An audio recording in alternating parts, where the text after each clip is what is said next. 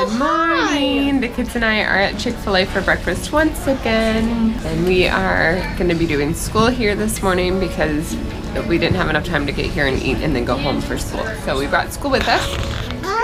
And then that way Hallie can play while we're doing school. I told Hannah and Zeke, I said if you get distracted and you're not doing your schoolwork, then we're just going to have to go home and we won't have to be able to play afterwards. So hopefully we can do schoolwork and then they can play a little bit too. Yeah, are you going to go play in there? I always have a hard time trying to figure out whose cup is whose when we come here because they go ahead and puncture every little hole for water. So I remembered to grab my permanent marker so I can write everybody's names.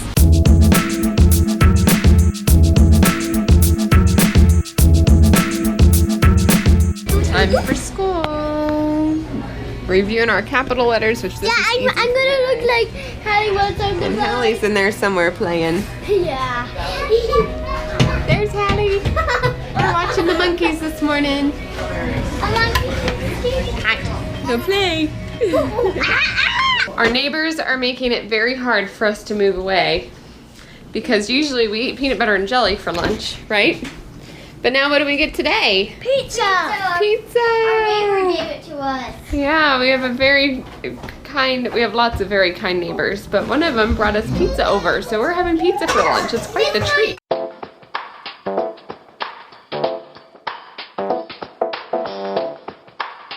Excuse me if I get a little bit emotional.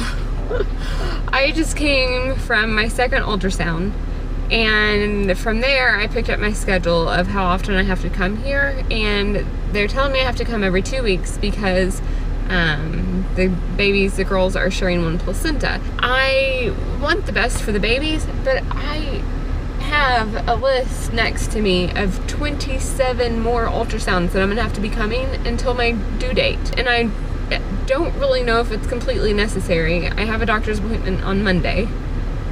Whew, it is really hard to handle hormones of 2 babies inside of you.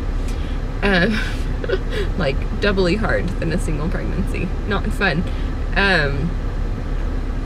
But it's just like I want the best and I want these babies to be healthy, but they're healthy right now. So I don't understand like why every 2 weeks, and then starting in November it's twice a week.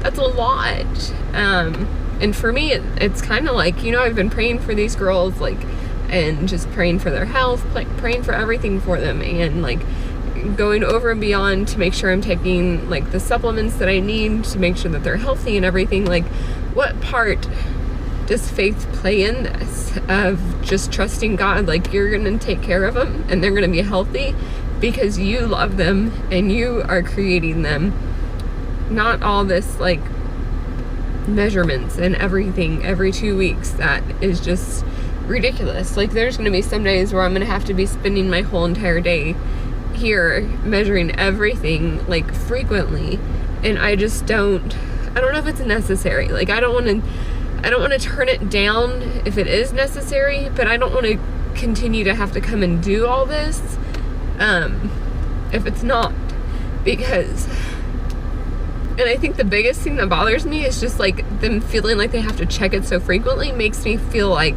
there is something that I should be worried about when they're saying they're completely fine right now. Like, I would rather it be like, well, let's space it out, and if there is something wrong, then we'll continue to check them. Like, then we can get more frequent. But right now, when they're completely healthy, like, I don't understand. But I'll talk to my doctor on Monday. Hopefully not cry to him. And just see what absolutely is necessary. I need to find people that I know that have had identical twins that have shared one placenta.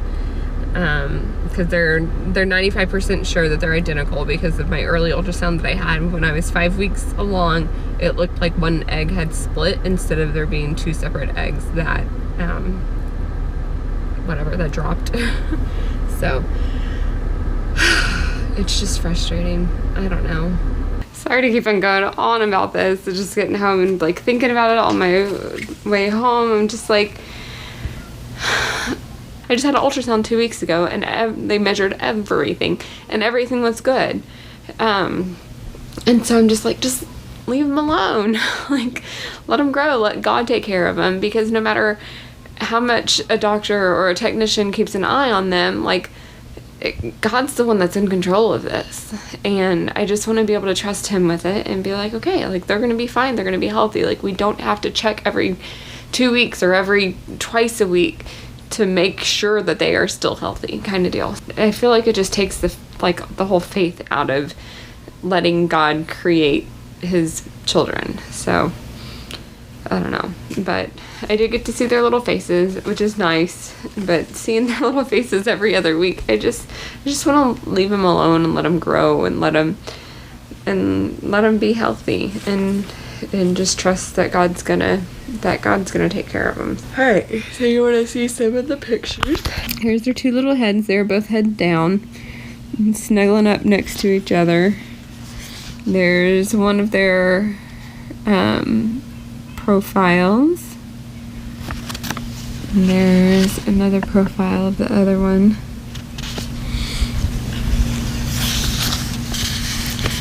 The body all curled up, kicking. They were very active in the ultrasound, so she was excited that it didn't take as long as we had scheduled to be able to get all the measurements that we needed. This one's looking at you right there.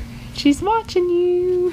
And now some good news. I'm sitting in here just looking through all my paperwork and stuff. I have a nice little pretty folder right here to keep all our doctor bills and everything in here, and information with the pregnancy to keep straight and everything, so that way I can stay organized. I'm so thankful that I worked as an administrative office assistant or something like that. I worked in the office, like having to keep a huge company like straight on bills and sending bills and all that kind of stuff.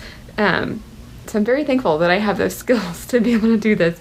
But I just called the billing department because with having 27 ultrasounds coming up, I was like, can I please get like a heads up of what this is going to cost, so it's not a sticker shock and we can go ahead and know like how much do we need to have in savings right now to do this. And she was like, well, I can't really give you a good number right now because it depends on what your insurance will pay and yada yada yada. And I was like, well, we're doing self-pay, so what does that do? And she's like, oh, well, that's even better. So she said with self-pay, the hospital will give us a 47% discount on everything that's getting done. So on all these ultrasounds and everything, we get a 47% discount.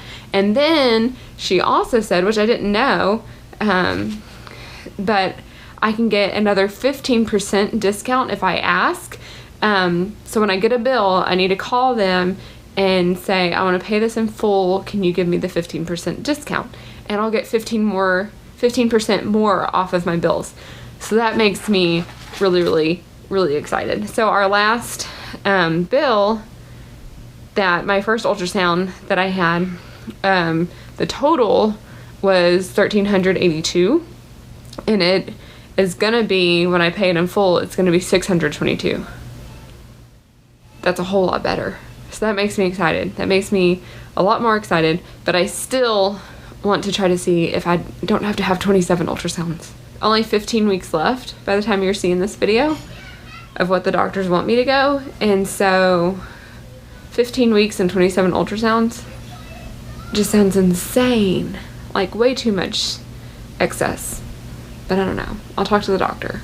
Cannot wait until my appointment. My appointment's on Monday, so you'll get another update on Wednesday of what all's going on. It just boggles my mind. It just boggles my mind that you can have one baby, they leave him alone. You have two babies, they want to see inside of there and measure everything so frequently. Just, I don't understand it. So, but I've never had twins before. So if you've had twins, or if you are a twin, because I know some of you are twins, ask your parents, like, do they have tons and tons of ultrasounds, and why? The kids are almost ready for bed. We've had a little wrestling time, so I'm here to look crazy. I'm trying to teach them how to fly. Now I'm trying to show them, you gotta, yeah, you're brushing your teeth, Hallie. You gotta flap harder, Hannah, harder, faster, see, flap. If you guys wanna learn how to fly, you have to flap hard enough so when you jump off the couch like that, you can fly.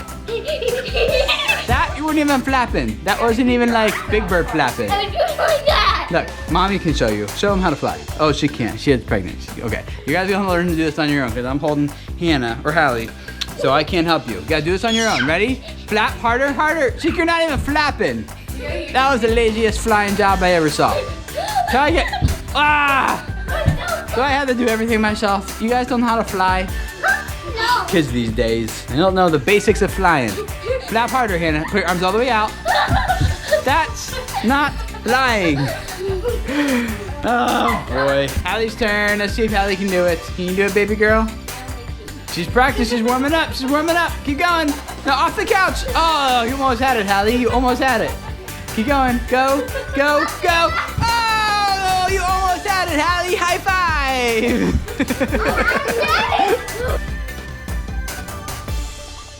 There are a few questions from some of you in the comments. Sunny Side Up 747. That's Mary. We actually know her. Mary. Why you do? You I actually met her in person. at Target. Kroger. Or Kroger? Kroger. Oh, for like locally. That's Yeah. pretty cool. She lives around here. Anyway. Mary wants an update on our housing situation. So So we did get our pre-approved for a loan.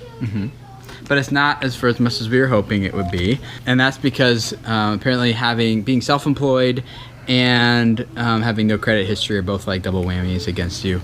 So, which we've talked about, but we did get something. Right now, we're actually honestly going back and forth between buying and renting, and the reason for it is many, but one of them is we're like, and it'd be interesting to hear your thoughts on this. Is that if we believe that God gives us what we need when we need it, is taking a loan God's provision, or is it our way of saying we want to buy something now even though we don't have the money for it, And I know how, we've been debt free for so long, that's kind of how we've been thinking.